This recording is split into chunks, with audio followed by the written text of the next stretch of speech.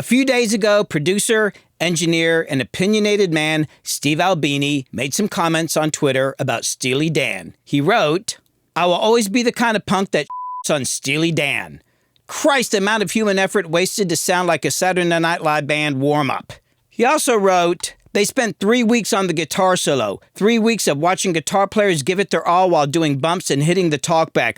More Egyptian, but keep it in the pocket."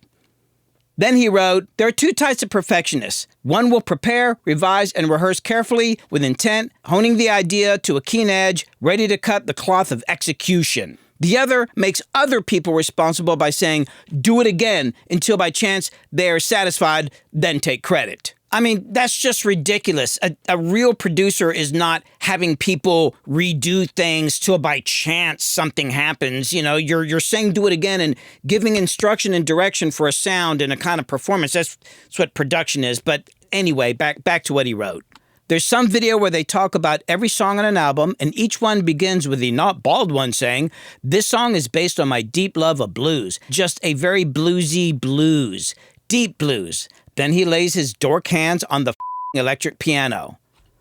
Dude, I know people that have worked with Albini, and their description of him is that he's a dork. I mean, come on, man. Like, so what? I'm a dork sometimes. Like, dude, what the hell's your problem? Jeez. Anyway, obviously, the reaction was very strong, and people started chiming in. Jason Isbell, whose music I love, responded writing, "My wife hates Steely Dan so much, she started a fan group called the Albini Babies," with Albini responding, "Sir, please pass on from me to your kind missus the highest appropriate compliment. She's a good woman, and now I'll leave you be." Followed by Jenny Lewis writing, "I love Steely Dan," and then St. Vincent writing, "For the record, I love Steely Dan," and then Ben Stiller writing, "Me too." I don't usually get involved in these kind of arguments online, but there is a point I want to make about Albini's criticism. Now, I respect what Steve Albini has done with his career, and I absolutely love Steely Dan's music, but I love all types of different music. I think the issue here is the difference in how Albini makes records and how they sound, and how Steely Dan makes records and how they sound. Let me give you a little background for context. Steely Dan was the collaboration between Donald Fagen and Walter Becker, and were known for their meticulously engineered, produced, and mixed albums. They fused elements of jazz, blues, and rock into their music, creating intricate arrangements and using some of the best musicians in the world on their records. They were perfectionists who would spend countless hours in the studio on each song, being incredibly critical of every note being played by the musicians they worked with. There's a lot of stories about their recording sessions, such as they once brought in Mark Knopfler from Dire Straits to record guitar, and he was there for 10 hours, and it ended up being just like 15 seconds of one song's intro.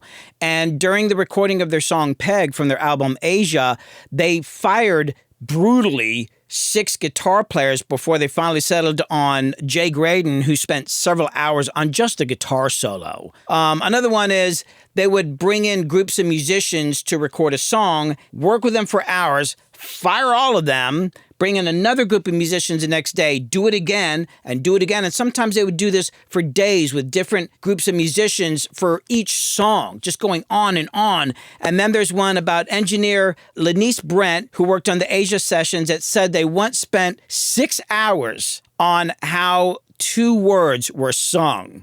Now, I once spent a full day trying to get a bass player to get a part right on one song, and I probably replayed it later anyway, but 6 hours for 2 words? That's ridiculous.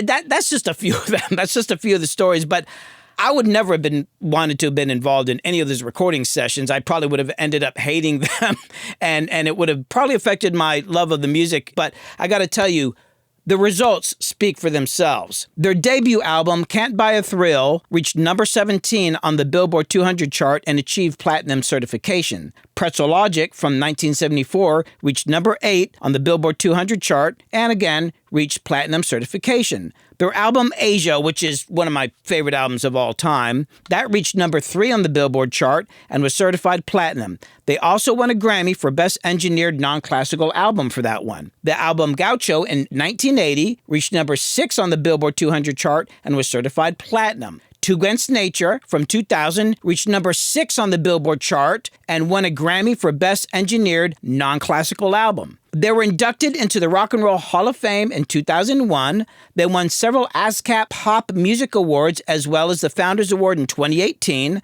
They were included in the Rolling Stone magazine's list of the 100 greatest artists of all time. And they won the American Music Award for Favorite Rock Pop Band or Duo in 1978.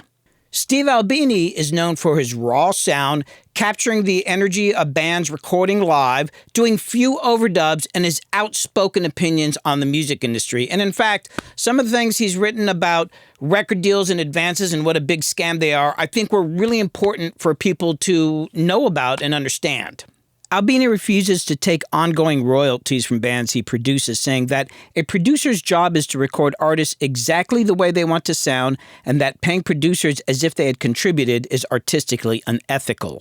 All the producers I know are actually contributing to the record. And to be honest with you, most of the artists I've worked with, if they didn't have a producer to help guide them through the process, would not be making very good records. He thinks that putting producers in charge often destroys records, while the role of the recording engineer is to solve problems and document the sound of the artist and not to take control of their music. Albini has recorded literally thousands of albums, but a short list of his credits include In Utero by Nirvana, Surfer Rosa by the Pixies, Slanted and Enchanted by Pavement, Rid of Me by PJ Harvey, Let It Be by The Replacements. I had to cut this section short because I couldn't verify all the credits. I'm not even sure if these are right because he doesn't put his name on some of the records. So here's a quick look at his Wikipedia page. You should go check it out. I know this one guy who has worked with Albini a couple times, and he said while he was there, Albini treated everything very technically, didn't really give much input, and that's fine, but if you're not giving an opinion or anything, aren't you just the engineer? I mean, they call him a producer. Maybe he's doing more of that and guiding it more on other projects, but either way, he's definitely far on one side of the production style. And I've done that before where my role as a producer is not to really tell people what to do, but to kind of have an objective point of view, maybe break some ties, make a few suggestions, but also kind of keep them focused on the art and I'll keep the process going. Whereas on the other hand, I've got artists that come in and they definitely need help. They want a lot of my input. I'm cool with almost anything. Like you could come in as an artist and just say, God, I want to sound exactly like that artist. I just want to have a hit song, so make me sound like that. Or an artist could come in and say, I'm just a total artist. I'm not even trying to have a radio hit. I just want to be artistic. And that's completely fine because my job is to help my artist's dreams come true. You just got to be honest about what it is you're actually trying to do. There's a lot of different ways to make records. The other thing that kind of gets me about this whole Albini thing is that he claims to be a punk. And as I remember from the punk scene, that was all about being different and being unique and not getting judged and like I should be different. But every time I've hung around with those kind of people, they get pissed off at people who are different. They're always telling everybody else how to be like, let's be different, but be different like me. It's like, it just seems really hypocritical, and then we get criticized as being talentless hacks if we're not like them. I mean, you have no idea how much hell I've caught because a couple times I've mentioned that I like the song Photograph by Nickelback. I mean, Jesus, I like the song. I'm not in love with the band, but that's a cool song. And you also don't realize how much hell I used to catch for saying how much I like the Boston records. I mean, I guess it's kind of cool to say you like them now because Rick Beato says they're cool. So thanks, Rick, for that. Appreciate it because I love those records. But do we all need to make the same kind of music? Do we all need to make records the same way? Do we all need to bash publicly music we don't like? I mean, come on, man.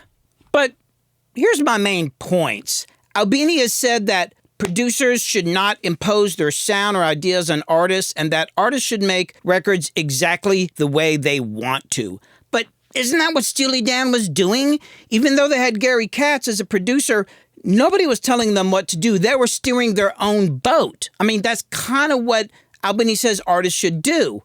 And finally, why waste your energy arguing about this stuff? You should be more pissed off that your car loan and your home mortgage is a huge scam, that we are continuing to waste non-renewable resources, we're polluting the planet, and America is becoming, if it is not already, an oligarchy. I mean, come on, let's get our priorities right. And remember, it's just music.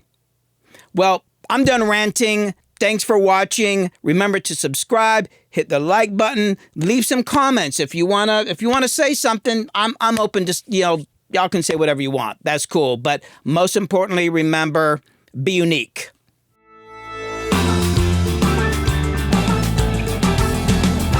Freaking out with Billy Hume.